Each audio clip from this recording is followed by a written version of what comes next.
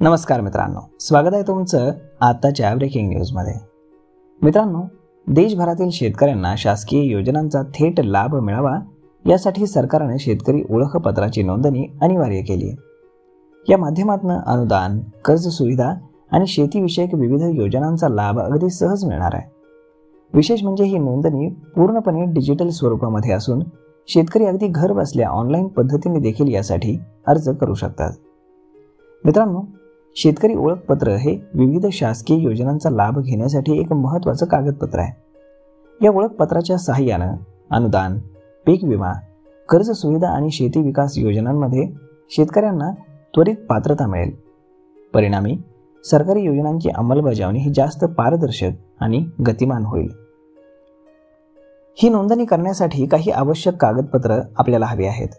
यामध्ये आधार card, pan card, bank खात्याचा तपशील, उत्पन्नाचा दाखला, जात प्रमाणपत्र, रहिवासी पुरावा, मोबाईल क्रमांक आणि ईमेल आयडी, त्यानंतर पासपोर्ट साईज फोटो। सर्व कागदपत्र स्कॅन करून अधिकृत पोर्टलवरती अपलोड करणं हे बंधनकारक आहे। तर आता यासाठी कोण अर्ज करू शकतं? तर सरकारी ओळखपत्रासाठी अर्ज करण्यासाठी अर्जदार हा भारतीय नागरिक असावा आणि त्याचं किमान वय हे 18 वर्ष असणं आवश्यक आहे। त्यानंतर त्याचा कृषी व्यवसायाशी संबंध असावा, म्हणजेच त्याच्या नावावरती जमीन असणं आवश्यक आहे। तर आता ही ऑनलाईन नोंदणी आपण कशी करू शकतो? तर शेतकरी ओळखपत्रासाठी नोंदणी करण्यासाठी तुम्हाला अधिकृत संकेतस्थळाला भेट द्यायची आहे। महाराष्ट्रातील शेतकऱ्यांसाठी ॲग्रीस्टॅग हे पोर्टल उपलब्ध करून देण्यात आले आहे। याची लिंक तुम्हाला खाली डिस्क्रिप्शनमध्ये दिलेली आहे। त्यावरती क्लिक करून तुम्ही सरळ या पोर्टलवरती जाऊ शकता आणि आपली माहिती भरू शकता। यामध्ये या संकेतस्थळावर गेल्यानंतर नवीन खातं तुम्हाला तयार करायचं आहे। यानंतर आधार क्रमांक प्रविष्ट करून तुम्हाला OTP द्वारे पडताळणी करायची आहे।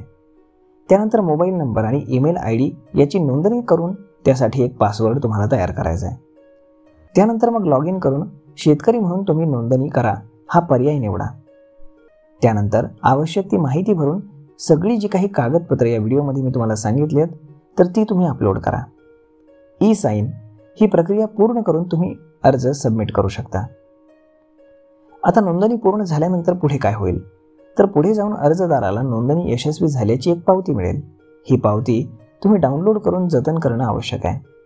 नोंदणी मंजूर झाल्यानंतर एक शेतकरी ओळखपत्र जारी केलं जाईल। त्यानंतर तुम्हाला सरकारी योजनांचा लाभ मिळवण्यासाठी शेतकऱ्यांना ज्या काही अनेक अडचणींचा सामना करावा लागत होता तो आता करावा लागणार नाही। शेतकरी ओळखपत्रामुळे संपूर्ण प्रक्रिया सोपी आणि जलद होणार आहे। त्यामुळे ज्या शेतकऱ्यांनी अद्यापही नोंदणी केलेली नाही त्यांनी लवकरात लवकर अर्ज करावा आणि या सुविधेचा लाभ घ्यावा। तर मग मित्रांनो, अशा पद्धतीनं शेतकरी ओळखपत्र काढण्यासाठी CSC केंद्रावरती जी काही गर्दी होते तर त्यापेक्षा कॉमन सर्व्हिस सेंटरवरती गर्दी करण्यापेक्षा 5 मिनिटात तुम्ही घर बसल्या स्वतःची नोंदणी स्वतः करू शकता। तर मग मित्रांनो, हा व्हिडिओ, ही माहिती तुम्हाला कशी वाटली हे तुम्ही आम्हाला कमेंट करून नक्की सांगा। आणि जर हा व्हिडिओ तुम्हाला आवडला असेल तर आपल्या जवळच्या मित्रमंडळींसोबत देखील हा व्हिडिओ तुम्ही शेअर करायला विसरू नका।